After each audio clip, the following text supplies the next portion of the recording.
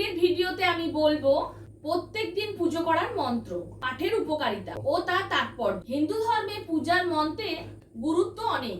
তারা আপনার ধর্মীয় অভিজ্ঞতাকে ব্যাপকভাবে উন্নত করে। এখানে কিছু মন্ত্র আপনাকে প্রত্যেকদিন জপ করতে হবে। যেমন হচ্ছে সোমবার ওম নমঃ শিবায়। এই মন্ত্রটি ভগবান শিবের সামনে পড়া হয়। ইতিবাচক শক্তির সন্ধান করতে এবং নেতিবাচকতা মুক্তি পেতে এই মন্ত্রটি আপনাদের মনকে ইতিবাচকতা, শক্তি এবং ধার্মিকতা প্রতি ভক্তি দিয়ে পূর্ণ করে। এরপর হচ্ছে মঙ্গলবার শ্রী হনুমতেই নমঃ। এই মন্ত্রটি আপনারা ভগবান হনুমানের সামনে জপ করা হয়।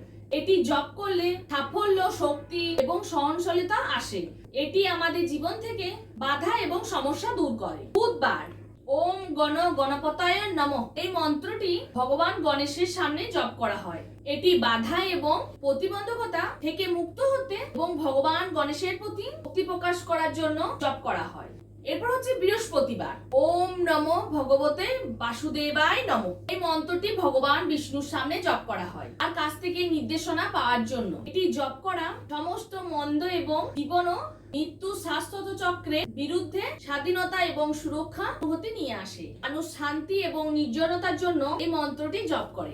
এরপর হচ্ছে শুক্রবার ওম শ্রী দুর্গায়ে নমঃ। এই মন্ত্রটি দেবী দুর্গার সামনে জপ করা হয় এবং মন্দ থেকে সুরক্ষা পেতে। এরপর হচ্ছে শনিবার ওম শাম শনিচারায় নমঃ। এই মন্ত্রটি মহাবিশ্বের অশুভ শক্তির বিরুদ্ধে সন্তুষ্ট এবং সুরক্ষা চাইতে ভগবান শনির সামনে জপ করা হয়। এরপর হচ্ছে রবিবার ওম শ্রী সূর্যায় নমঃ। এই মন্ত্রটি সূর্যের সামনে জপ করা হয় জীবনে আলো আনতে, শরীরে সামঞ্জস্য আনতে এবং সমস্ত রকমের অন্ধকার দূর করতে।